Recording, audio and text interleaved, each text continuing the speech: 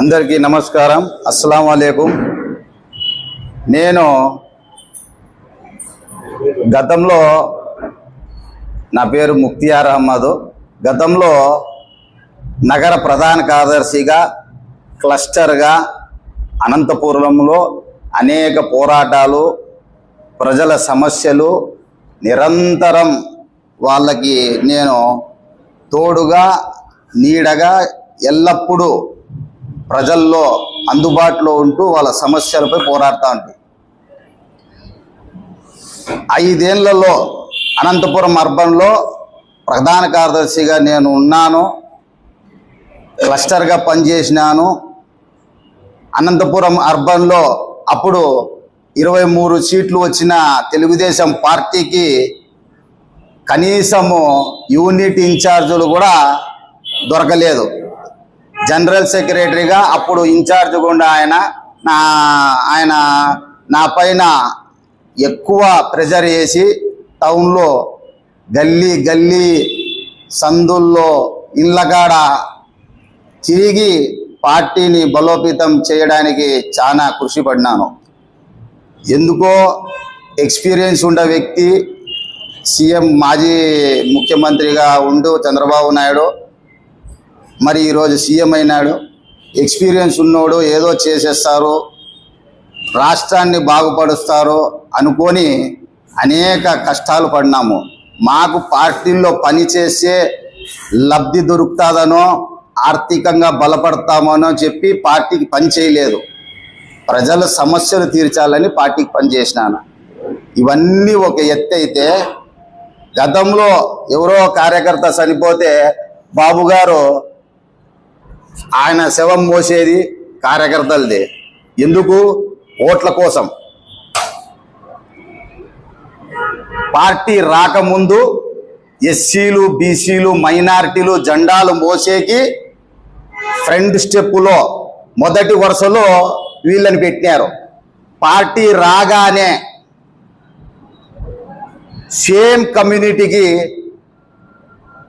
పెద్ద పెద్ద పీటలు, అవకాశాలు, టెండర్లు ప్రతి ఒక్కటి వాళ్ళకు అందుబాటులో చేసినారు. నేను అడిగేది ఒకటే, 2019 ముందు ఉండే తెలుగుదేశం పార్టీ 2024లో ఆ నటన చేసి ఈరోజు ప్రభుత్వం రాగానే ఎస్సీలని, బీసీలని, మైనారిటీలని గాలికి వదిలేసినారు.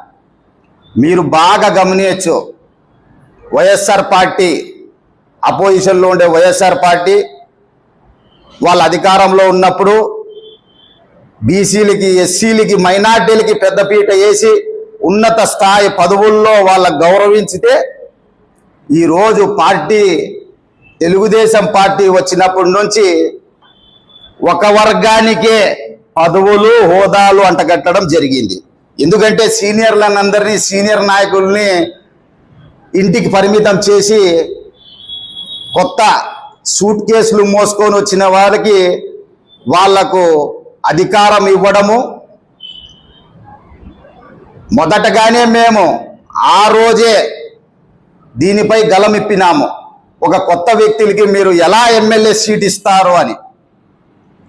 ఈరోజు ఆ రోజు చేసిండేదానికి ఈరోజు గర్వంగా ఉంది నాకు. ఎమ్మెల్యేగా గెలిచినప్పటి నుంచి 2 ఏళ్లలో అనంతపురంలో అనేక భూ కబ్జాలు, మైనారిటీల పైన దాడులు, వీళ్ళకి ఏమన్నా ఎదురుగా మాట్లాడితే మొన్నటికి మొన్న జూనియర్ ఎన్టీఆర్ గారి తల్లిపైన విమర్శలు, బూతుల పురాణాలు ఎలా మాట్లాడతారో అని మేము ఇంటీరియర్గా ప్రశ్నిస్తే మేము పార్టీకి ద్రోహులం, పార్టీకి మోసం చేస్తున్నాం. ఎందుకయ్యా? సీనియర్ ఎన్టీఆర్ గారి కుటుంబం అంటే ఈరోజు కూడా ఎంతోమంది పడి సచ్చే వాళ్ళు ఉన్నారు. అలాంటి కుటుంబాన్ని దుర్భాషలాడినందుకు మేము గలమిప్పి ఏదో ఇంటీరియర్గా మాట్లాడితే మేము పార్టీ ద్రోహులం. మీరు చూసినట్లయితే నేను జనరల్ సెక్రటరీగా అనంతపురంలో మంచి అవగాహన ఉంది నాకు. మొదటి వరుసలో ఎస్సీలు, బీసీలు, మైనారిటీలు. ఈరోజు ఒక్కటన్నా ఒక్కటి ఏదన్నా మీరు వాళ్ళకి అధికారం రాగానే పార్టీ తరపున ఏమన్నా గౌరవం దక్కించినారా? ఒక 10 ఇచ్చినారా? BCMS same community, SAAP director same community, మాంసాహార అభివృద్ధి సంక్షేమ చైర్మన్ సేమ్ కమ్యూనిటీ, వికలాంగుల చైర్మన్ సేమ్ కమ్యూనిటీ. ఎక్కడ దారుణం? అడిగేవాళ్ళు లేరనే? సైకో శాడిజం అని చెప్పి ఇతర నాయకుల మీద చెప్పేది కాదు, దీనికంత పెద్ద శాడిజం ఎక్కడ చూడలేదు నేను. ఈరోజు మీడియా ముందుకు రావడానికి కూడా కారణం ఏమంటే, ఏదో జరుగుతుందిలే అని మేము ఊరుకునే ఉంటే, ఈ అనంతపురంలో పుట్టినోళ్ళం మేము. అనంతపురం అంటేనే హెడ్ క్వార్టర్ ఈ జిల్లాకి, బంగారు చిలక ఉన్నట్లు.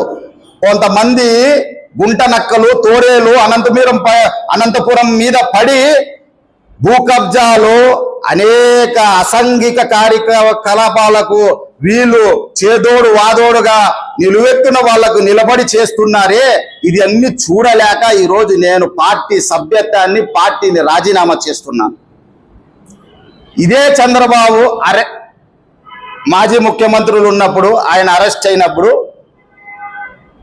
ట్యాంక్ ఎక్కి నిరసన తెలిపినాను, నా ప్రాణం కూడా లెక్క చేయకోకుండా. ఆ రోజు అది సెన్సేషనల్. భయప్రాంతులై అందరూ నిశ్శబ్దంగా ఉన్నప్పుడు నేను నా ప్రాణానికి కూడా లెక్క చేయకుండా ఇతను సీఎం అయితే బాగుంటుందని చెప్పి అనేక కలలు కన్నాం. మైనార్టీలు బాగోగలు ఇతను రాసి పెడతాడు, ఏదో చేస్తాడు, ఉద్ధరిస్తాడంటే 2 ఏళ్ళైంది, ఇంతవరకు ఏం లేదు. ఏం తప్ప అంటే ఆ ఉర్దూ అకాడమీ, ఉర్దూ లాంగ్వేజ్ అన్నం పెడతాడే మాకు? నీకు నటించే వాళ్ళు ఉన్నారు నాయకులు, యథార్థంగా ఆలోచించాలను. ఎడ్యుకేషన్ పరంగా, బిజినెస్ పరంగా వాళ్ళు చేదోడు వాదోడుగా మైనార్టీలకు తోడ్పడి ఉండాలన్నప్పటికీ ఏదో ఆ అల్ప సంతోషలాగా ఏదో అట్లా ఒక రూపాయికి ప్రయోజనం లేని పనులు చేసి ముస్లింలకు మోసం చేస్తున్నాను. అడిగే వాళ్ళు లేరు.